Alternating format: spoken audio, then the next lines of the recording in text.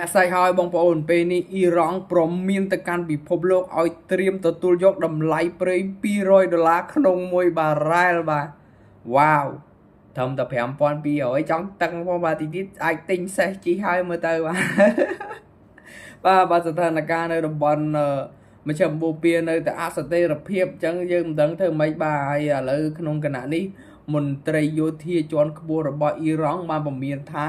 ពិភពលោកត្រៀមទទួលយកការហក់ឡើងនៃតម្លៃប្រេង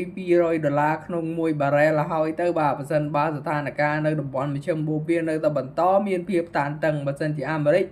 នៅតែវាយអ៊ីរ៉ង់អ៊ីស្រាអែលនៅតែវាយអ៊ីរ៉ង់បាទហើយរបាយការណ៍នេះចេញផ្សាយមកតាមប្រភពព័ត៌មាន Reuters បាទនៅថ្ងៃពុធនេះតែម្ដងមិញនេះតែម្ដងបងប្អូនហើយការពមៀននេះកើតឡើងខណៈដែលមានសេចក្តីរាយការណ៍ថានាវា3គ្រឿងបានរងការវាយប្រហារនៅតំបន់ច្រកសមុទ្រអ៊ុកមូសបាទដែលស្ថិតក្រោមភាពតានតឹងយ៉ាងខ្លាំងខ្ញុំមិនដឹងថាមិនដែរតែទោះបីជាយ៉ាងណាសហរដ្ឋអាមេរិកបានអះអាងថាការធ្វើប្រតិបត្តិការវាយប្រហារយ៉ាងខ្លាំងទៅលើអ៊ីរ៉ង់វិញក៏ដោយក៏ប៉ុន្តែអ៊ីរ៉ង់ទីក្រុងតេអ៊ីរ៉ង់ខ្លួនឯងបានអះអាងថាខ្លួននៅតែអាចបន្តវាយប្រហារតបតនិងរំខានដល់ការផ្គត់ផ្គង់ថាមពលរបស់ពិភពលោកដឹងមិនមកទេនេះហើយឥឡូវលោកអ៊ីប្រាហ៊ីមហ្សូហ្វាការីហ្នឹងគាត់ណែនាំពាក្យបញ្ជាការដ្ឋានយោធាអ៊ីរ៉ង់លោកថ្លែងថាចូលត្រៀមទទួលយកតម្លៃប្រេង$200ក្នុងមួយបារ៉ែលហើយទៅព្រោះតម្លៃប្រេងទីផ្សារពិភពលោកអាស្រ័យទៅលើសន្តិសុខក្នុងតំបន់ដែលពួកគាត់ជាអ្នកបំផ្លាញវាបាទហើយនឹងលើពីនេះទៅទៀតហ្នឹងលោកក៏បានពមៀនផងដែរថាអ៊ីរ៉ង់អាចកំណត់យកធនាគារធ្វើជំនួញជាមួយនឹងសហរដ្ឋអាមេរិកឬក៏អ៊ីស្រាអែលជាគោលដៅវាយប្រហារបន្ទាប់បាទបានន័យថាអ៊ីរ៉ង់ត្រៀមវាយប្រហារធនាគារពិភពលោកហើយបាទយើងអត់ដឹងថាមិនទេ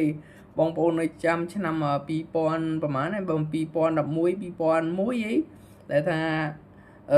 យន្តហោះរបស់ពួកក្រុមឧទាមបានហោះទៅបុកអាគារបងប្អូននៅចាំហើយបាទ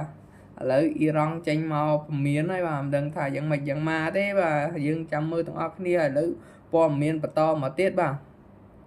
ហើយអ៊ីរ៉ង់ក៏បានណែនាំឲ្យប្រជាជនខ្លួននៅឲ្យឆ្ងាយប្រហែលជា1គីឡូដីពីស្ថាប័នធនាគារទាំងនោះបាទហើយគួរបញ្ជាក់ផងដែរថានៅក្នុងខណៈនេះភាពតានតឹងនៅតំបន់ច្រកសមុទ្រហុកមូសហ្នឹងជាផ្លូវដឹកជញ្ជូនប្រេងដែលប្រហែល20%នៃពិភពលោកហ្នឹងគឺកំពុងឡើងកម្ដៅយ៉ាងខ្លាំងដែលធ្វើឲ្យមានការព្រួយបារម្ភពីអន្តរជាតិយ៉ាងខ្លាំងបាទហើយអ្នកវិភាគមួយចំនួនបាននិយាយថាប្រសិនបើសមុទ្រផ្លូវសមុទ្រនេះនឹងត្រូវបិទប្រកបណាស់ការបង្កវិបត្តិថាមពលដ៏ធ្ងន់ធ្ងរនៅទៅកាន់ពិភពលោកតែម្ដងគណៈទីផ្សារសកលលោកមួយចំនួនរំពឹងថាលោកដូណាល់ត្រាំនឹងអាចជួយជំរុញឲ្យមានដំណោះស្រាយដើម្បីបញ្ចប់ជម្លោះឲ្យបានលឿនបំផុតតែយ៉ាងណាក៏ដោយរដ្ឋមន្ត្រីអ៊ីស្រាអែលក៏ដូចជាសហរដ្ឋអាមេរិកទទួលស្គាល់ថាពេលនេះមិនទាន់មានសញ្ញាច្បាស់តាក់ទងទៅនឹងការបញ្ចប់សង្គ្រាមរវាងអ៊ីស្រាអែលអាមេរិកហើយនិងអ៊ីរ៉ង់នោះទេបងប្អូនខ្ញុំប្រហែលទីទៀតអាចទិញសេះជីហើយមើលទៅបងប្អូនជីសេះទៅអំភើយហ្មងបើទីផ្សារពិភពលោកដល់ថ្នាក់ហ្នឹងខ្ញុំមិនដឹងនិយាយថាម៉េចទេពេលអញ្ចឹងបងប្អូនយល់ល្អទិញកង់អគុយបាទខ្ញុំណែនាំខ្ញុំ recommend តែខ្ញុំមិនដឹងថាម៉េចទេព្រោះបើអ៊ីរ៉ង់ចេញមកពមៀនទូទាំងពិភពលោកចឹងហើយថាតម្លៃប្រេងអាចឡើងដល់200ឯងឥឡូវដូចជា